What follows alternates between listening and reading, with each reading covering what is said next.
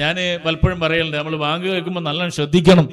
ഏത് ബാങ്കാന്ന് മനസ്സിലാകാതെ ഈ ഗ്രാമപ്രദേശങ്ങളിലൊക്കെ സഹോദരിമാർ പ്രത്യേകിച്ചും അവർ കൺഫ്യൂഷനിലാവും. ഈ ബാങ്ക് നേരത്തെ കൊടുത്താൽ ആരാന്ന് മനസ്സിലാകാതെ നോമ്പ് തുറക്കാൻ കാത്തിരിക്കുന്ന ഒരു നേരമായിരിക്കുമല്ലോ. അപ്പൊ നോമ്പ് തുറക്കാനിരിക്കുന്ന സദസ്സുകളിൽ ഉണ്ടാവും ചിലപ്പോ ആളുകൾ ഈ ആദ്യം ബാങ്ക് കേൾക്കുമ്പോൾ വേഗം നോമ്പ് തുറക്കണല്ലോ എന്ന് പഠിച്ച മസാല പ്രകാരം സമയമായി എന്ന് ഉറപ്പായാൽ പിന്നെ ദീർഘിപ്പിക്കാൻ പാടില്ല. ഇത് ഉറപ്പാകണ്ടേ? ഉറപ്പായാലാണ് പറഞ്ഞത്. ഉറപ്പാകണ്ടേ? ഉറപ്പായാൽ പിന്നെ നമ്മൾ പെട്ടെന്ന് നോമ്പ് തുറക്കുക തന്നെ, അതാണ് വേണ്ടത്. അതിലാണ് പുണ്യമുള്ളത്. ഇതിന് ഉറപ്പാകണം. ഇപ്പൊ ഏത് ബാങ്കാണെന്ന് നോക്കണം. ഏത് ബാങ്കാ? ഗ്രാമത്തിന്റെ ഉള്ളിൽ, നാടിന്റെ ഉള്ളിലൊക്കെ 2, 3, 10 ആളുകൾ കൂടിയിട്ട് ഈ ബിദഅത്തിന്റെ ആശയം പ്രചരിപ്പിക്കാൻ ചിലപ്പോൾ പള്ളി ഉണ്ടാക്കിയിട്ടുണ്ടാവും. പള്ളി എന്നുള്ള പേരിൽ ഒരു കെട്ടിടം എന്ന് അതിനെപ്പറ്റി പറയാൻ പറ്റും. ഖുർആനിൽ അതിന് മസ്ജിദുൽ ലിറാർ എന്ന് പ്രയോഗിച്ചിട്ടുണ്ട്. ഇത്തരം പള്ളികൾക്ക് ഖുർആനിൽ ഒരു പേരുണ്ട്. ആ പേര് മസ്ജിദുൽ ലിറാർ എന്നാണ്. എടങ്ങേറിന്റെ പള്ളി ഖുർആനിൽ പ്രയോഗിച്ചതാണ്. ലമസ്ജിദുൻ നുസ്സിസ അല തഖ്വാ മിൻ അവ്വലി യൗമിൻ അഹഖു അൻ തഖൂമ ഫീഹി റിജാലുൻ യുഹിബ്ബൂന അൻ യതതഹറു വല്ലാഹു യുഹിബ്ബുൽ മുത്തഹിരീൻ. ഇത് പറയുന്നതിന് മുമ്പ് ഖുർആൻ അല്ലാഹു പറയാൻ ലാ തഖും ഫീഹി അബദാ. ഏതാണ്?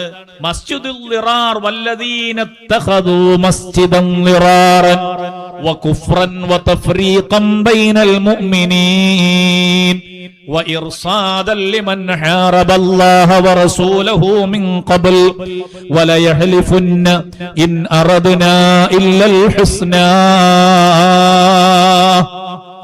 ഖുർആൻ പറയാൻ വല്ലദീന ഇത്തഖദൂ മസ്ജിദൻ ലിറാറൻ, ആളുകളെ ഇടങ്ങേറാക്കുന്ന പള്ളി എന്ന് പേരിട്ട കെട്ടിടം നിർമ്മിച്ച ആളുകൾ, വകുഫ്റൻ, സത്യനിഷേധത്തിന്റെ കേന്ദ്രം നിർമ്മിച്ച ആളുകൾ, വതഫ്രീഖൻ ബൈനൽ മുഅ്മിനീൻ, മുഅ്മിനീങ്ങൾക്കിടയിൽ നല്ല യോജിപ്പിൽ പോകുന്ന, ഒരു കുഴപ്പമില്ല, നല്ല ഐക്യത്തിൽ പോകുന്ന നാടാണ്.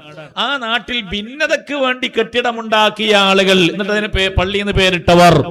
അപ്പൊ ഇടങ്ങേറിന്റെ പള്ളി, ഭിന്നതന്റെ പള്ളി, സത്യനിഷേധത്തിന്റെ പള്ളി, ഇങ്ങനെയൊക്കെയാണ് അതിന് പേരിട്ടത് പരിശുദ്ധ ഖുർആൻ. എന്നിട്ട് പരിശുദ്ധ ഖുർആൻ അല്ലാഹു പറയാണ് ലാ തഖും ഫീഹി അബദാ, അവിടെ പള്ളിയിൽ നബിയെ അവിടെ നിസ്കരിക്കരുത് കേട്ടോ, അതിന്റെ ഉദ്ഘാടനത്തിന് പോകരുത് കേട്ടോ. അള്ളാഹിന്റെ റസൂൽ പറയാൻ, റസൂലിനോട് അല്ലാഹു തആല പറയാൻ, അത്തരം പള്ളികൾ പള്ളി എന്നാണ് പേര് എന്ന് കണ്ടതുകൊണ്ട് പോകരുത്. കാരണം ഈ പള്ളിന്റെ ലക്ഷ്യം എന്താ? ഐക്യത്തിൽ ജീവിക്കുന്ന മുസ്ലിം ഉമ്മത്തിനെ ഭിന്നിപ്പിക്കലാണ്. അത് ജനങ്ങളുടെ ഇടയിൽ കുഴപ്പമുണ്ടാക്കലാണ്. അള്ളാഹുവിനോടും റസൂലിനോടും യുദ്ധം പ്രഖ്യാപിച്ചവർ, നബിതങ്ങളെ ചോദ്യം ചെയ്യണമെന്ന് പറയുന്നവരുടെ താവളമാണ്. അള്ളാഹുവിന് ശരീരമുണ്ട്, അവയവമുണ്ട് എന്ന് അള്ളാഹുവിനെ ജഡവൽക്കരിച്ച ആളുകൾക്ക് കേന്ദ്രമാണ്. ലാ തഖും ഫീഹി അബദാ, അപ്പള്ളിയിൽ പോകരുത് നബിയേ. അള്ളാഹുവിന്റെ പരിശുദ്ധ ഖുർആൻ. എന്നിട്ട് ഖുർആൻ പറയാൻ ലമസ്ജിദുൻ ഉസ്സിസ അല തഖ്വാ മിൻ അവ്വലി യൗം, തഖ്വയിൽ തുടങ്ങിയ പള്ളി, അഹഖു അൻ തഖൂമ ഫീഹി, അവിടെയാണ് പോകേണ്ടത്. എന്നിട്ട് ഖുർആൻ ആ പള്ളിക്ക് ഒരു അടയാളം പറഞ്ഞു, ഫീഹി റിജാലുൻ, അവിടെ പുരുഷന്മാരേ ഉണ്ടാവുകയുള്ളൂ. എത്ര കൃത്യമായ അടയാളമാണ്! നമ്മൾ കുറെ ഇങ്ങനെ അന്വേഷിച്ചെടുക്കണോ? എത്ര കൃത്യമായ അടയാളാണ് ഖുർആനിൽ അല്ലാഹു പറഞ്ഞു, ഫീഹി റിജാലുൻ, അവിടെ പുരുഷനേ ഉണ്ടാവുള്ളൂ, അവർ മാത്രമേ ഉണ്ടാവുകയുള്ളൂ. ഞാൻ സ്വന്തം പറഞ്ഞ അർത്ഥമല്ല, ഏത് തഫ്സീറിന്റെ കിതാബ് നോക്കിയാലും റിജാലുൻ ഫീഹി എന്ന് പറയാതെ ഫീഹി റിജാലുൻ എന്ന് എന്തുകൊണ്ട് പറഞ്ഞു എന്ന ഒരു ചോദ്യം ഉന്നയിച്ചിട്ട് പറയുന്നു, പള്ളികൾ എന്ന് പറയുന്നത് പുരുഷന്മാർക്കാണല്ലോ അല്ലാഹു തആല പൊതുവായുള്ള പള്ളികളിലെ ജുമഅയും ജമാഅത്തും അല്ലാഹുവും റസൂലും പഠിപ്പിച്ചിട്ടുള്ളത്.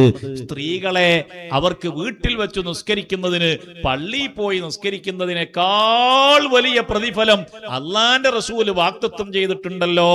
അതുകൊണ്ടാണ് ഇങ്ങനെ ഖുർആനിൽ പറഞ്ഞിട്ടുള്ളത്. സ്ത്രീക്ക് ഒരു കൂലിയും കുറയൂല.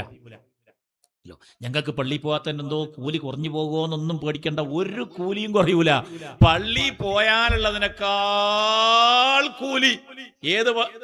ഏത് പള്ളി? മസ്ജിദുൻ നബവി.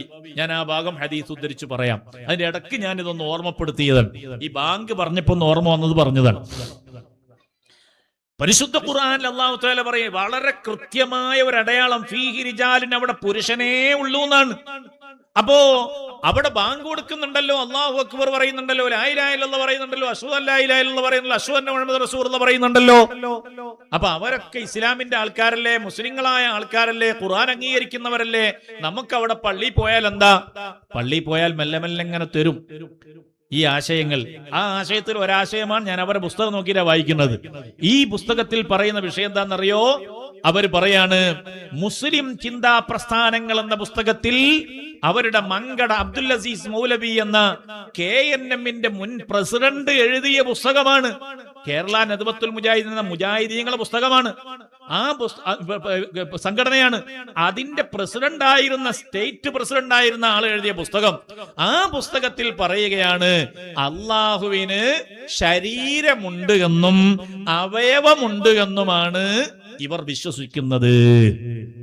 അപ്പൊ മുജാഹിദീങ്ങളെ കൂട്ടത്തിൽ പോയാൽ നമ്മൾ ഇതുവരെ പഠിച്ച അള്ളാഹു മൗജൂദും ഖദീമും ബാക്കിയും അതുപോലെ ഖുൽ അല്ലാഹു അഹദിൽ പറഞ്ഞ ആശയമൊക്കെ മാറ്റി വെച്ചിട്ട് ഇനി അള്ളാഹ്ക്ക് ശരീരമുണ്ട് അവയവുണ്ട് എന്ന് വിശ്വസിക്കേണ്ടി വരും.